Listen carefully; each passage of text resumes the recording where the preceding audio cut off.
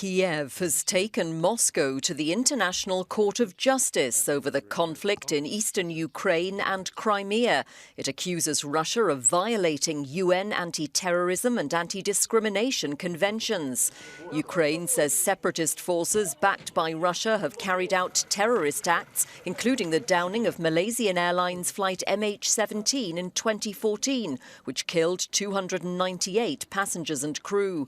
It also accuses Russia of illegally annexing Crimea.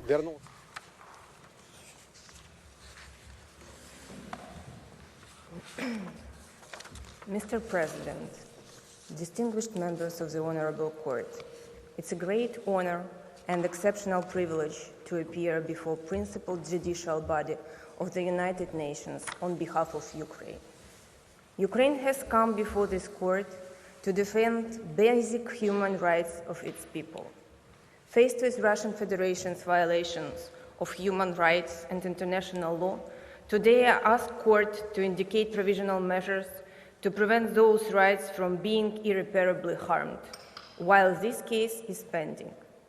Thousands of innocent Ukrainian civilians have already suffered deadly attacks, and millions remain under imminent threat. Their peaceful, simple day-to-day routine have been ruined, and their fundamental rights have been blatantly violated by one of the permanent members of United Nations Security Council, the Russian Federation.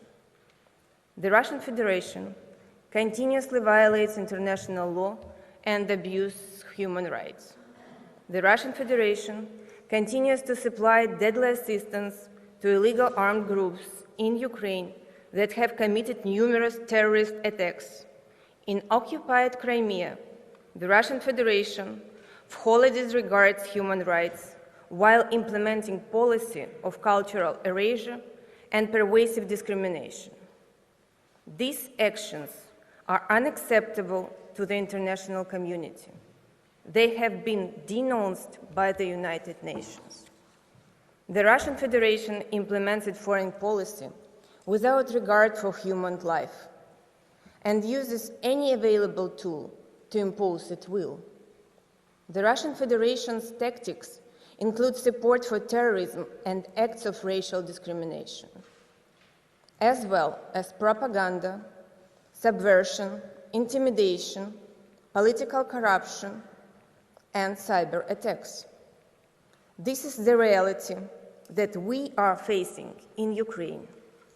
The Russian Federation has continued to engage in this conduct for 3 years. And all this time, it continues to deny multi-faced aggression against Ukraine. Today, I stand before the World Court to request protection of the basic human rights of Ukrainian people. We seek justice and accountability under international law, while the Russian Federation continues to demonstrate disregard for its obligations under the international treaties. As a result, people of Ukraine are facing an ongoing campaign of terror and cultural erasure. The situation is truly dire. Even in the last few weeks, the stakes have been raised. Russian-backed armed groups have again escalated their attacks and intimidation of civilians. In the Ukrainian city of Avdiivka, just within the week between 29th January and 5th February 2017, independent OSCE monitors have confirmed at least 8 deaths and 30 injuries among civilians. As a result of indiscriminate shellings, the city has suffered widespread destruction of the residential buildings and critical infrastructure, leaving civilians without electricity, water supplies, and even heat at harsh temperatures far below zero. In just 2 months since the beginning of 2017, an amount of ammunition used to shell Avdiivka is estimated at almost 15,000 pieces. This amount is equivalent to 14 cargo railway cars fully stocked with ammunition. Meanwhile, the official spokesperson of the Russian president publicly expressed hope that Russian proxies will not run short of ammunition.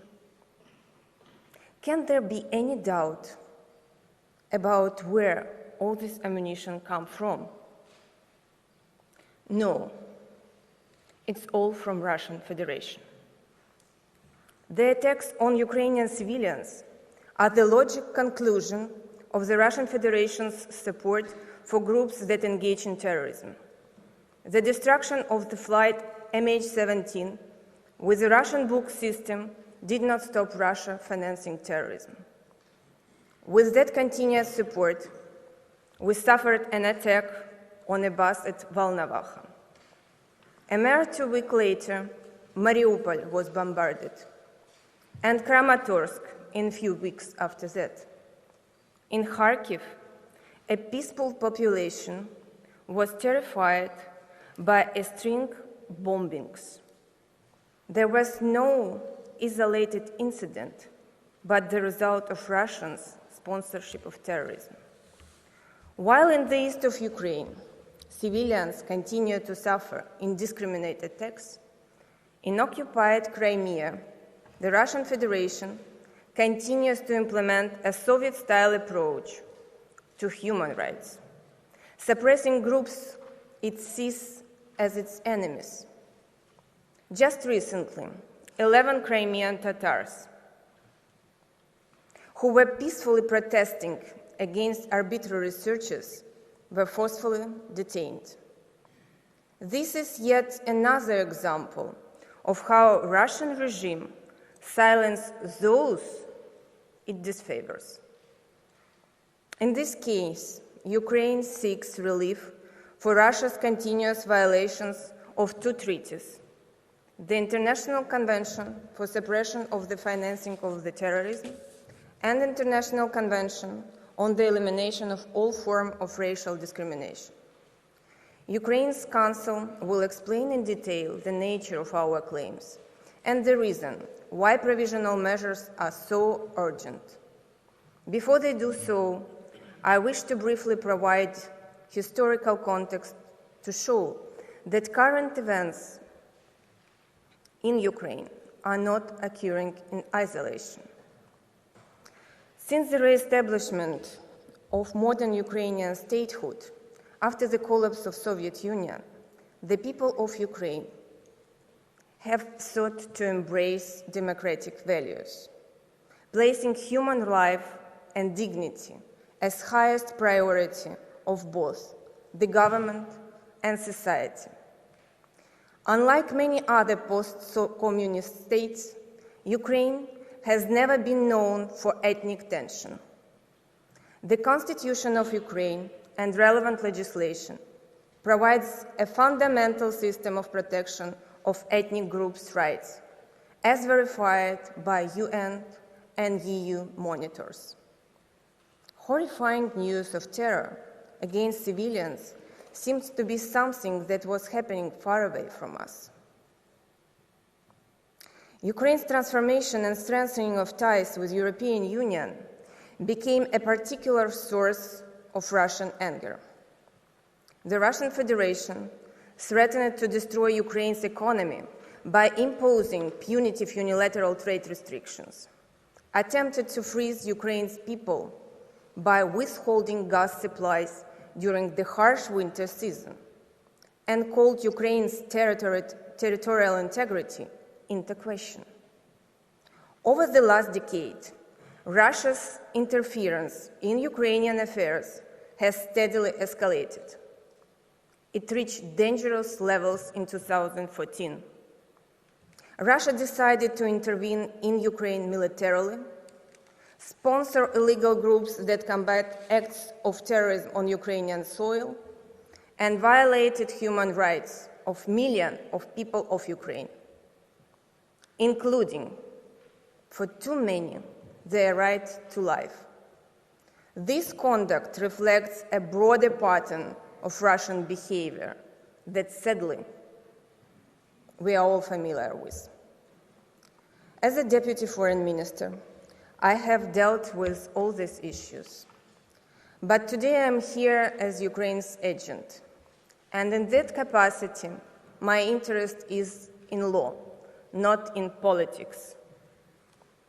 For almost a year, I have personally pursued negotiations with Russian Federation on these legal disputes. I admit it has been difficult. Time after time, Russia brushed aside Ukraine's protests of treaty violations. Our objections were not taken seriously, and we were repeatedly told that we did not have a real dispute. Then I would return home and see with my own eyes Russia continue its campaign against Ukraine. After many efforts, it was finally time to say, enough is enough. That is what finally brings us here to the World Court. At this trying time, we must place our faith in institutions of international law for protection. This case will send a message about whether the international legal order can stand up to powerful countries that disregard law and disrespect human rights. At the same time, our request is very modest. All we seek is a measure of stability and calm in unpredictable and dangerous situations. Mr. President, members of the court, in light of imminent threat facing the Ukrainian people, I urge you to order provisional measures. Ukraine's distinguished counsels will explain the reason why the court should grant us this protection. First, Professor Harold Honju-Cole will provide an overview of Ukraine's claims in our request for provisional measures. Second, Ms. Marnichik will explain the need for provisional measures relating to the Terrorism Financing Convention and will demonstrate that all criteria for the indication of provisional measures are satisfied. Third, Mr. Jonathan Gimble will explain the need for provisional measures relating to CERD and will demonstrate that criteria for the indication of provisional measures under that convention are also satisfied. Thank you, Mr. President, honorable members of the court. I now ask you to give the floor to Professor Cole to continue oral pleading of Ukraine. Je vous remercie, Excellence, et je vais maintenant donner la parole au professeur Harold Cole. Monsieur le professeur.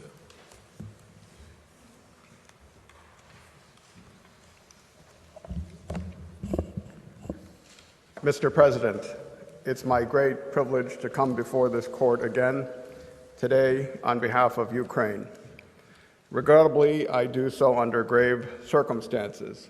Less than 2 days' drive to our east, Ukraine faces a human rights emergency. Only weeks after Ukraine filed its application in this court, Russian-supplied rockets rained down on civilians living in the town of Avdiivka. The civilians of Mariupol, already victims of large-scale terrorism, live in fear. To the south, in occupied Crimea, the Tatar and Ukrainian communities face daily discrimination based solely on their ethnic origin. Russia has forbidden the leading Crimean Tatar institution, the Mejlis, from gathering. Russia is erasing non-Russian cultural identities. Facing this horror, Ukrainians ask, what's next? Will Russian anti-aircraft weapons shoot down another civilian aircraft like Malaysian flight MH17? Will civilian areas like Mariupol again be barraged by rockets? Will Russian proxies bomb another gathering far from the conflict zone?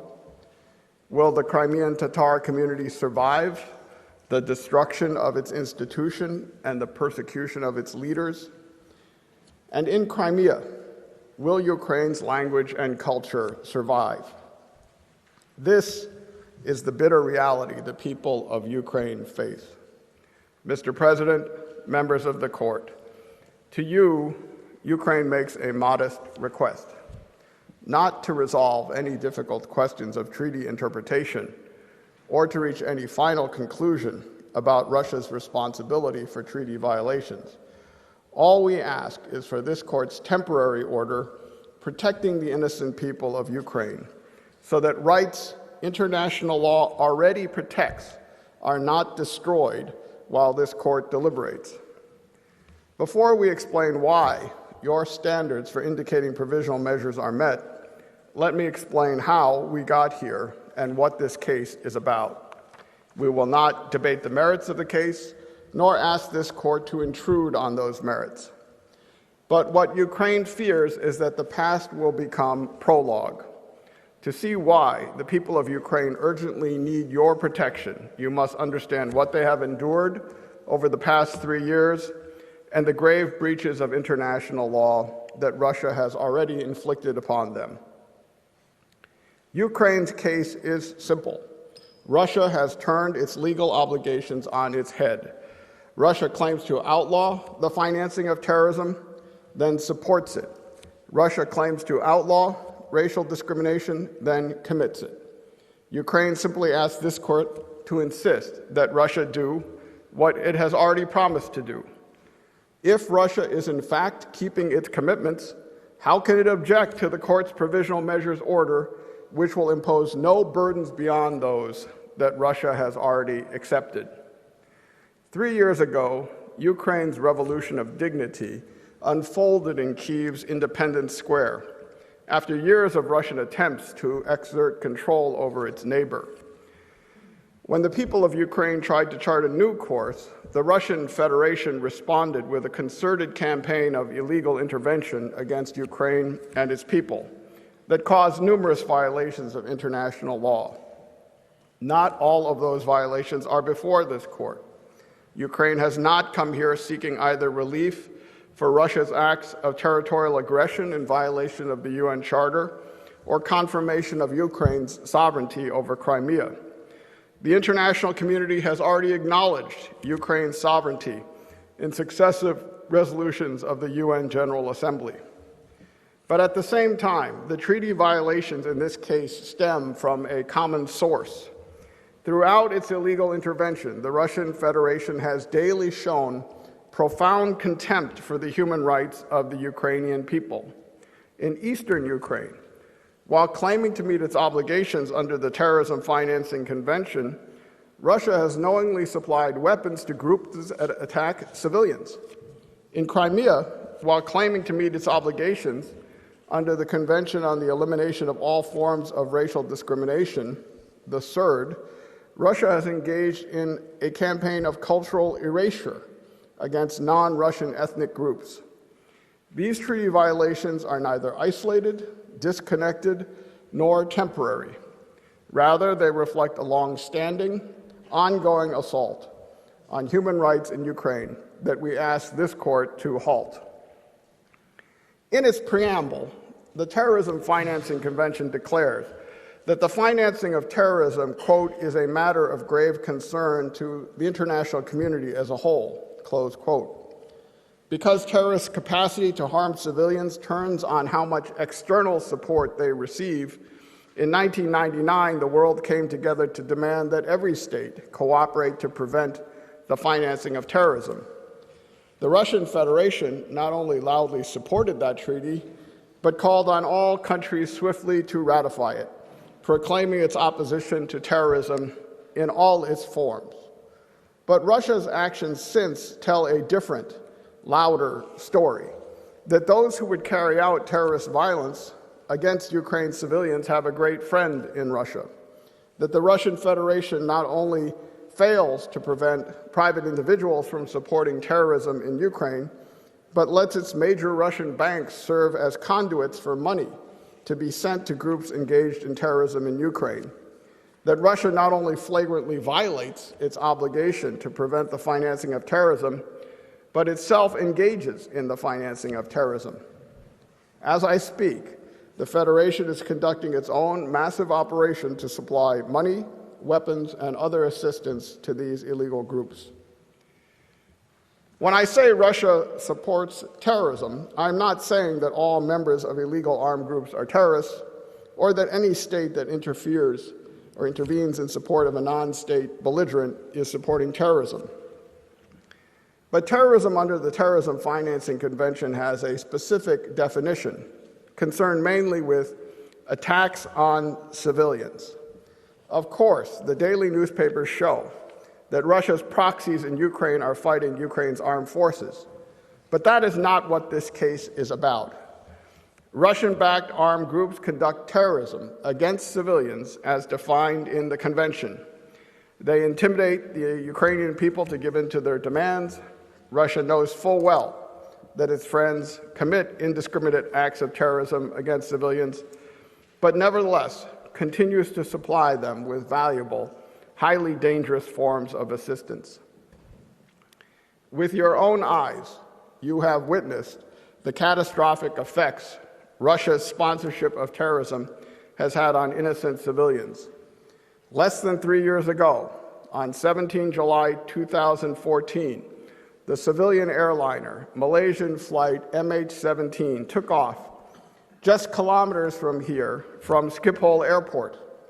Russian-supported fighters ruthlessly shot it down over eastern Ukraine, murdering 298 innocent civilians, including citizens from many of your nations, as well as our host nation.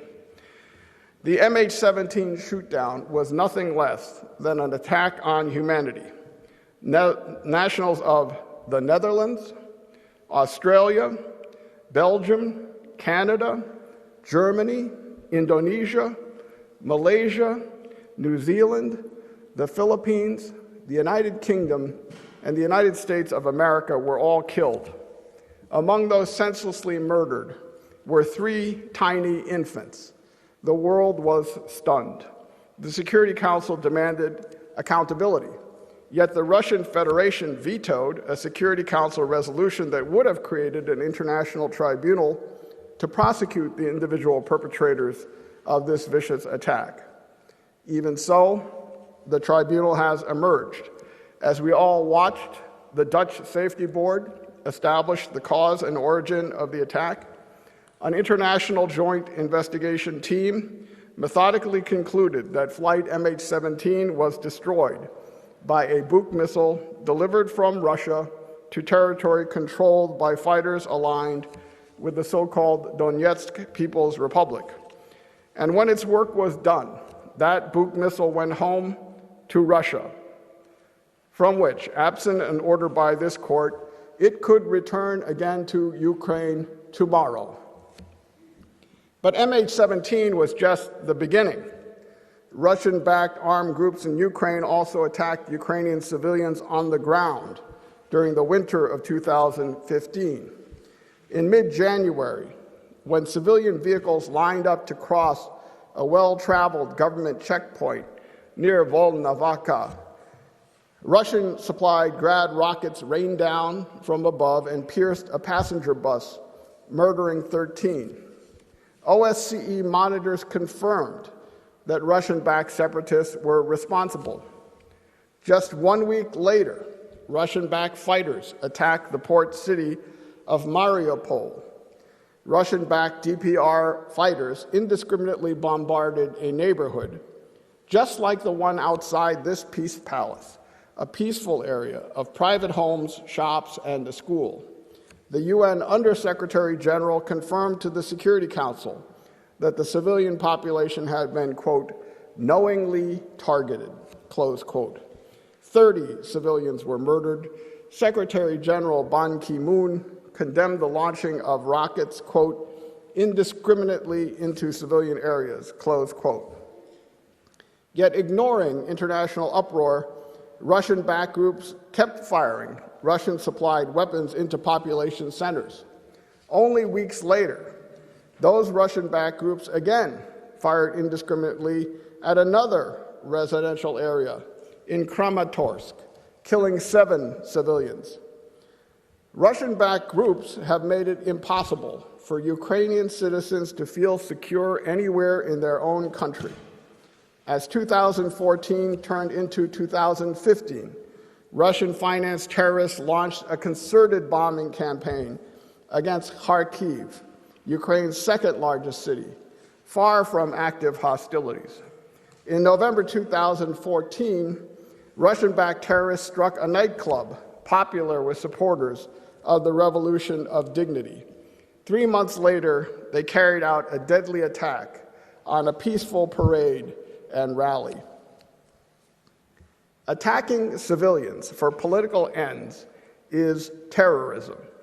The Russian Federation has loudly committed itself to prevent the financing of such terrorism, but it freely allows a terror campaign to be funded from its territory and actively supplies the groups that ruthlessly target the Ukrainian people. Ukraine invokes this court's jurisdiction under the Terrorism Financing Convention to hold Russia to account for its role in this campaign of terror. The Russian Federation has acted even more openly in Crimea. In eastern Ukraine, Russia finances terrorists to wreak havoc. But in Crimea, Russia has baldly invaded Ukrainian soil and claimed to annex it. The common thread is Russian contempt for the human rights of Ukrainians. Occupation authorities in Crimea have installed a regime of ethnic Russian dominance that targets for discrimination non-Russian groups, particularly the Crimean Tatar and ethnic Ukrainian populations. Their acts are not isolated, but form a consistent pattern and practice. Together, they amount to a campaign of cultural erasure, a concerted effort to deny non-Russian groups their cultural identities. But the Russian Federation is party to the Convention on the Elimination of All Forms of Racial Discrimination. That legal obligation follows Russia to the Ukrainian territory that it now illegally occupies. As with the Terrorism Financing Convention, Russia has turned its legal obligations on its head. Russia claims to ban terrorism financing, then finances terror. Russia claims to eliminate all forms of racial and ethnic discrimination, then engages in them. In Crimea, Russia neither respects racial equality nor works to eliminate discrimination. Instead, it engages in illegal collective punishment against non-ethnic Russians. This pattern started with Russia's invasion, even before the Russian Federation formally purported to annex Crimea. The asserted basis for that annexation was the widely condemned referendum that the United Nations has conspicuously refused to recognize. As UN monitors reported at the time, this so-called referendum was carried out amid a climate of fear and intimidation targeted against Crimean Tatars and ethnic Ukrainians, whose situation has since only deteriorated. Crimean Tatars have been disappeared and kidnapped, with Russian authorities refusing to undertake serious investigations. Duly elected leaders of the Crimean Tatar people were exiled or persecuted. Tatar homes and institutions were arbitrarily searched. Tatar media was dismantled. Having previously been exiled en masse from Crimea by Stalin, the Crimean Tatar community is sadly all too familiar with Russian persecution. Fittingly, their new Russian occupiers' first acts included cracking down on commemorations of the 70th anniversary of that exile. In the face of widespread international condemnation, Russia has outlawed the Mejlis, the central self-governing institution of Crimean Tatar life. The Mejlis has represented the Crimean Tatar community since its return from Stalin's exile. But Russia declared the Mejlis a so-called extremist organization and barred its members from meeting. Russian authorities now bar culturally significant gatherings for ethnic Ukrainians and suppress Ukrainian media. Before the occupation, the Ukrainian language, an important part of many people's heritage, was taught, celebrated, and coexisted comfortably with the Russian and Tatar languages. But since the occupation, Russian authorities have targeted institutions dedicated to sustaining the Ukrainian language in Crimea. Unless this court urgently acts, this important facet of the Ukrainian culture in Crimea may soon disappear.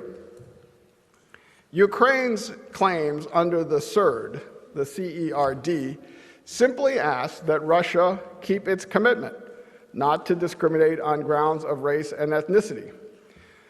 The Russian Federation has no lawful basis to occupy Crimea, but so long as it does, it is legally bound to respect the multi-ethnic population that lives there, not to impose its own policy of Russification that inflicts collective punishment and pervasive discrimination against other cultures. Ukraine has brought this case to stop this interrelated campaign of human rights violations on its own soil. International law cannot tolerate support for indiscriminate targeting of civilians and cultural erasure by a nation that claims to forbid both terrorism financing and racial discrimination. Your task today is not to determine the merits of these claims, only to decide whether Ukraine should be afforded temporary measures of protection while this case proceeds. Because provisional measures are expedited, as Judge Greenwood summarized in his declaration in Costa Rica versus Nicaragua, the court's criteria, quote, cannot be as exacting as those which fall to be applied in the later phases of a case. It is not possible for the parties to deploy or the court to consider the detailed evidence or arguments on legal issues which are required at the stage of ruling on jurisdiction or the merits. This court has articulated three basic prerequisites to order provisional measures. First, that the court has prima facie jurisdiction over its claims. Quote, there is no need, the court observed in Belgium versus Senegal, for you to, quote, satisfy yourselves in a definitive manner that the court has jurisdiction as regards the merits of the case. Second, there must be a link between the rights at issue in the proceeding on the merits and the provisional measures being sought. As you recently explained in awarding provisional measures to Equatorial Guinea, the court need not resolve, quote, the existence of the rights claimed so long as they are, quote, at least plausible, and there is a connection between those rights and the measures requested. Third, this court may indicate provisional measures, quote, if there is urgency in the sense that there is a real and imminent risk that irreparable prejudice may be caused to the rights in dispute before the court has given its final decision, close quote. As set forth in Georgia, Russia, this court has found it particularly appropriate to indicate provisional measures in circumstances that are, quote, unstable and could rapidly change, when there is, quote, ongoing tension without, quote, overall settlement to an ongoing conflict. Provisional measures also have been granted when conflicts and similar, quote, incidents have occurred on various occasions leading to fatalities, injuries, and displacement of local inhabitants, such as in Cambodia, Thailand. As you recently explained in Equatorial Guinea versus France, provisional measures are also indicated where past violations have occurred and it is, quote, not inconceivable that they will recur. All of these reasons for indicating provisional measures take on greater urgency when, as you recognized in Georgia v. Russia, there is a, quote, vulnerable population in need of the court's protection. Taking all of this into account, Ukraine's present situation presents a paradigm case for indicating provisional measures. In both eastern Ukraine and Crimea, the situation remains dangerous and unstable.